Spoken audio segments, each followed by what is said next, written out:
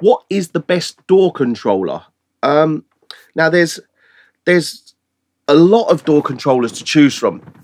This one behind me here is an Avid S4, and it is phenomenally good.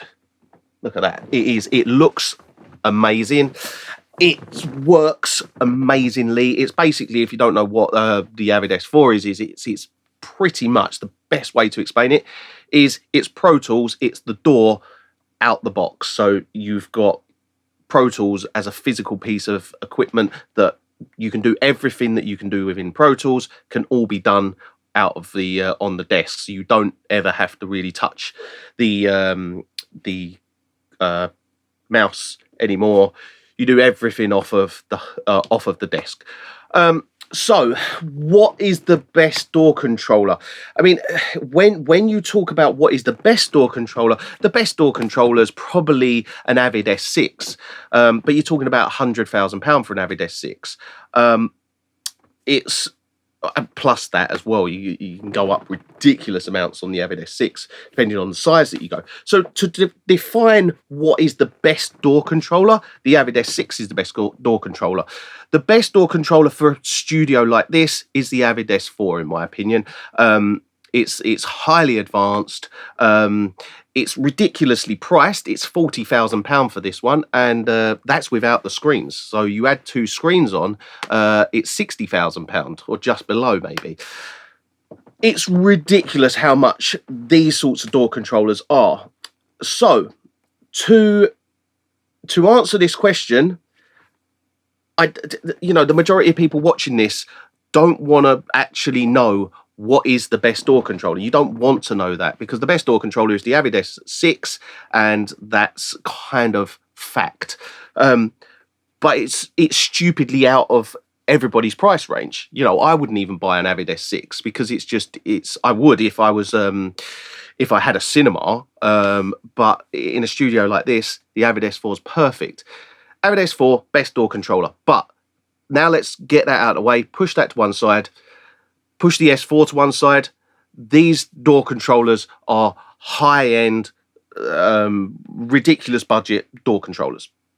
So for the majority of people watching this, you aren't even going to contemplate even spending £40,000 on a DAW controller that literally all it does is controls your DAW. Like, spending that sort of money on a DAW controller is stupid.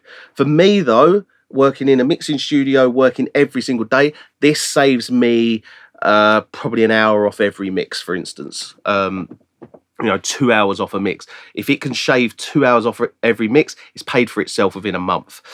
Right, so best DAW controllers. We've got, in a budget, let's talk around the budget of £1,000. Now, this sort of budget, we're talking in the realm of the Avid S1.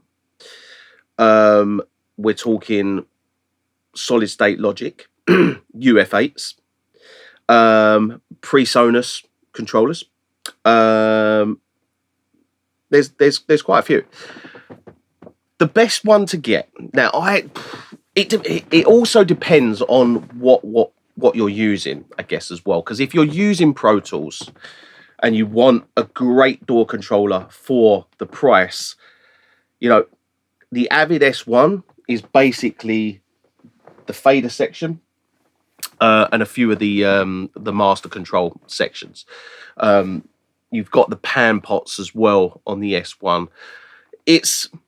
It does what you need it to do. It's got the faders, it's got the pots for control.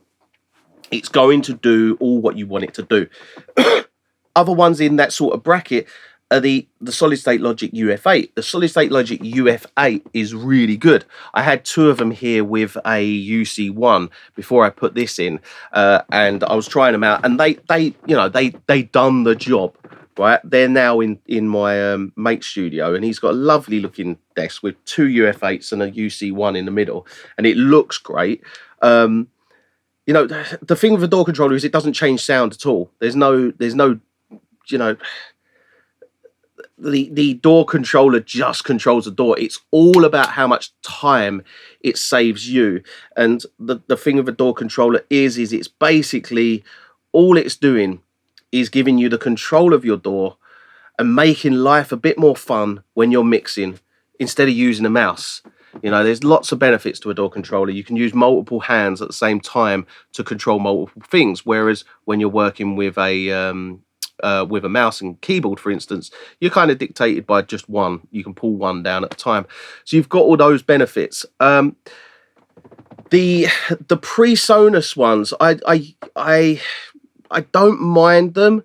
I felt that they was a little bit cheaper feeling to things like the Avid S1, and they are a bit cheaper. But that's not to say that they're not good. They are great.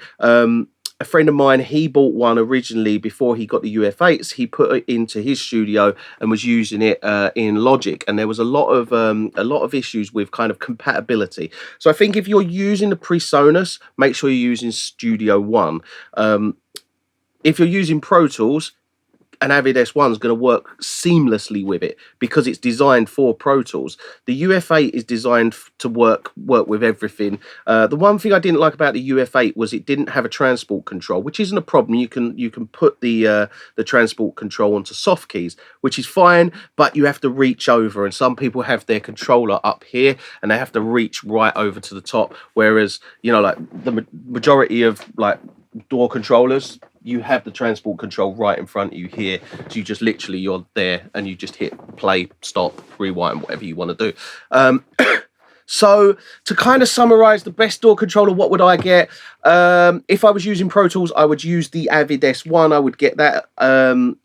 If I was using any other door, if I was to buy a door controller, I would actually buy the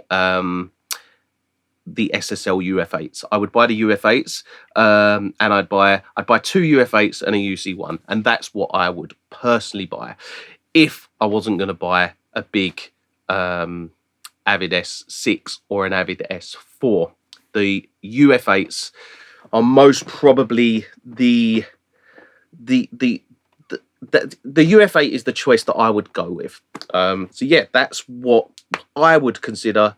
So to answer the question, what is the best door controller? The Avid S6 is the best door controller.